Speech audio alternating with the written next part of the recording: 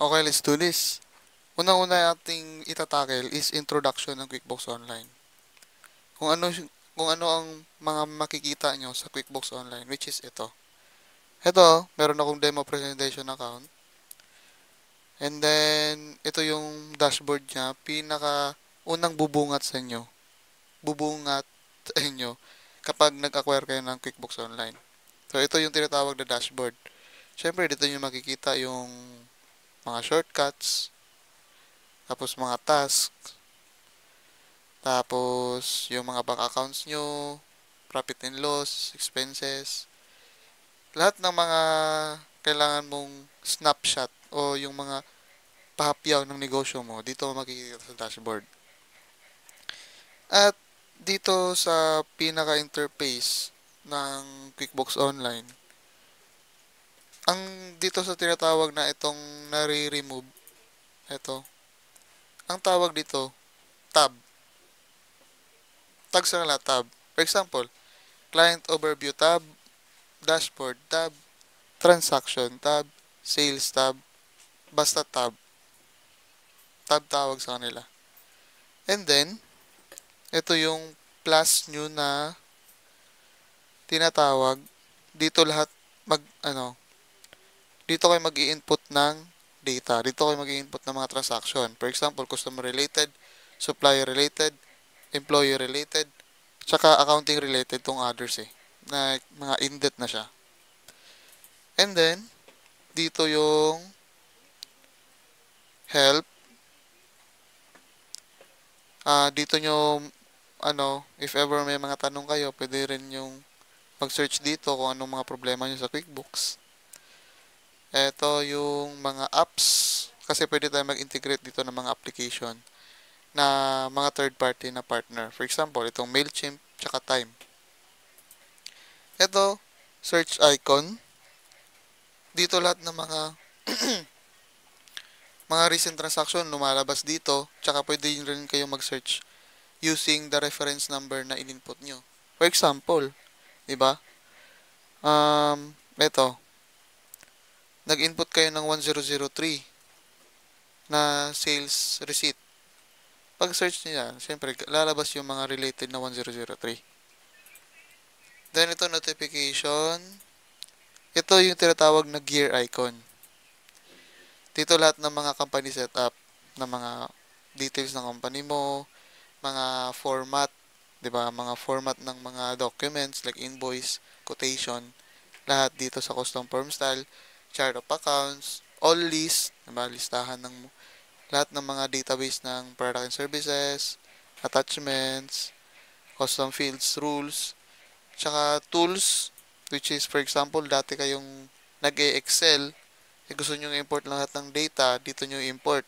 If ever naman nga galing kayo QuickBooks Online, gusto nyo i-export yung mga data, export data. Reconcile mga bank account, budgeting, audit log. So, audit log is, lahat ng mga users, natatrack nyo nung ginagawa nila sa loob ng QuickBooks Online. Smart Look, more likely itong Smart Look kapag nag-reach out ka ng support, parang nag-a-any-desk sila sa inyong laptop. Subscription and billing, feedback, privacy, switch company. Yan lang naman yung mga dito sa gear icon. So, ano bang mga unang dapat mong i-set up kapag bumili ka ng QuickBooks Online? Ito, tips na to sa mga kakabili lang. Unang-una yung i-set up agad dyan is yung company details. Kailangan nyo kompletuhin to, syempre. 'Di ba? Ilagay nyo yung logo nyo, yung legal company name nyo, ito company name, yung VAT number nyo, company type, anong company kayo, sole ba kayo, partnership, korporasyon, tsaka yung contact info, yan, tapos yung address nyo, tsaka, yan lang naman sa company. Tsaka, ang isa sa masasuggest ko, talon kayo dito sa advance, tapos set up nyo din tong first financial year nyo, kung January ba o anong financial year nyo niregister yung business nyo. Tax form, syempre, papalitan nyo yan. Depende sa business type nyo. Chart of accounts, kung gusto nyo yung naka-by number yung chart of accounts nyo, pwede. Para mas madaling mag-reference. Tapos, yan lang. Tapos, kung nagbo-multi-currency kayo, diba, ito, Philippine peso, syempre home currency natin. Pero pag nag-multi-currency kayo, ito, on nyo lang. Pag marami kayong mga currency na transaction. Date format, ito. Edit nyo lang kung ano yung gusto nyong mangyari. Huwag nyo lang pansinin yung dollar, as long as naka-Philippine peso yan, Philippine peso pa rin lalabas dyan. So, dito nyo set up kung send me inactive for, ilang oras gusto nyo. Warn me if enter has already been supplier. Journal is used. Yan. Yan lang naman ang mga, ito pa pala, meron pa palang automation. Yung pre-fill forms when entered and content, kailangan i-off yan. Papasalamatan nyo lang ako pag set up kayo dyan. So, yun. At pangalawa, sa dapat nyong i-set up before kayong bumili ng QuickBooks On. After nyo palang bumili ng QuickBooks Online, chart of accounts. Kaya napaka-importante dito guys, na maalam ka sa accounting. Alam nyo ba na ang chart of accounts, ang tinatawag na pinaka-backbone, pinaka-database ng accounting cycle mo. Dito lahat mapupunta lahat ng mga transaction mo. Sales, expenses, equity, income, basta lahat. Dito napupunta. Pag mali, ito tandaan nyo. Pag mali ang structure ng chart of accounts mo, checkmate ka. Mali-mali na yan, for sure. Mali-mali na yung, pag record, mali-mali na yung database nyo. Hindi na accurate yung report. 'Di ba? Sa accounting kasi kailangan malaman yung assets, liability, owner's equity. Yan tatlo na yan. At sa tatlo na yan, kailangan mong malaman kung anong normal balance sila, debit ba, credit. Sa asset, ang normal balance sila, debit. At ang owner's equity tsaka liability, credit.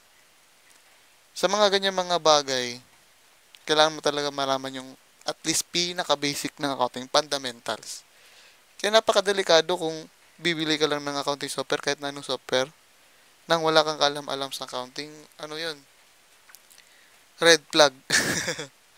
Kaya, pag-aralan muna accounting para ma-set up na maayos itong chart of accounts. Diba? So, kung may naman na kayo, may bookkeeper kayo o may someone na alam sa accounting, ito, pwede na sila mag-set up dito. Chart of accounts. So, iti-take note nyo yan. Unang isi-set up is company, setting, tsaka yung mga pinindot ko kanina, tsaka chart of accounts. Yan yung mga dapat nyong una i-set up. 'Di ba? Tapos, susunod yung i-set up pangatlo is ang bank accounts. Syempre, bank accounts. At ang good news dito sa bank accounts natin, sa Pilipinas, may mga bank accounts na pwede natin i-connect directly yung mga BPI, meron na rin yung Union Bank, Land Bank. Hindi pa lahat, pero kahit na hindi naman lahat nako-connect, pwede naman tayong mag-create account sa chart of accounts na magiging bank account natin. So, hindi muna ako mag-go through na malalim dyan. Basta, unang i-set up company, pangalawa, chart of accounts, sunod mga bank accounts. Bank or tsaka credit card accounts. So, yan yung mga dapat yung i-set up. So, yan. Proceed tayo sa next.